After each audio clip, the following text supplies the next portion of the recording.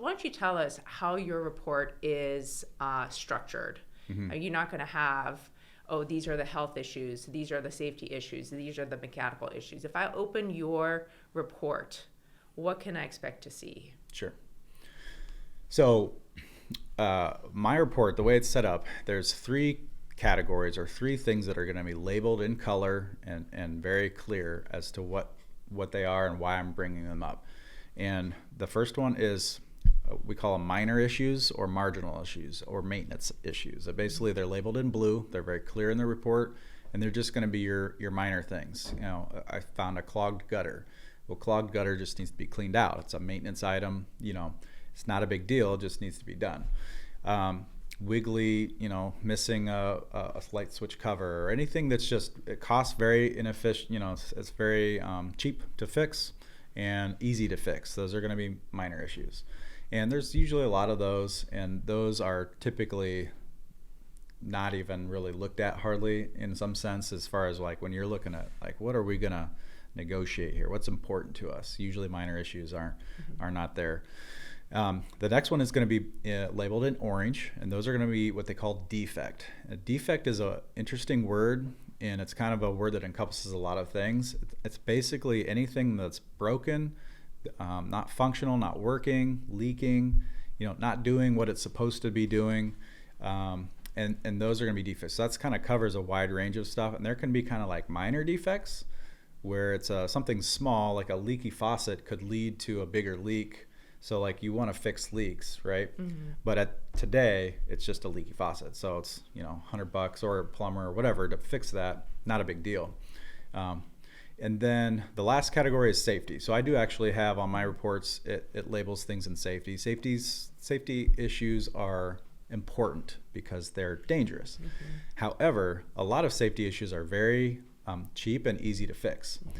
The 2 biggest things that I find almost every house that we walk is the absence of smoke detectors where they should be for safety, and GFCIs, which are the electrical outlets with the little buttons on them. Mm-hmm. And those were developed back in the day to protect people from getting shocked, usually around water sources and things like that. Mm-hmm. And so they're supposed to be in bathrooms and things like that. So when we see those, we write that up with red. So red means safety. And again, it doesn't mean that like, oh my gosh, like we're all going to die. It's just like, hey, this is a safety issue. We're letting you know so that you can fix it down the road. And a lot of times safety issues aren't even negotiated because, you know, a couple of outlets need to be swapped out, like a GFCI. You don't even have to rewire it. You're basically swapping the outlets to the outlet that has basically a breaker in it. So when a surge comes, it protects. Those are like $40 and you can hire a plumber, or if you know how to do it yourself, you can do that. And so it's a safety thing, but it's not a big deal. So my reports are breaking those 3 things down, and then it'll right from the start, it gives big things. So if I find 5 minor issues, it'll have blue 5, you know. So right off the bat, I know I have 5 minor issues, maybe there's 10 defects and 3 safety issues or whatever.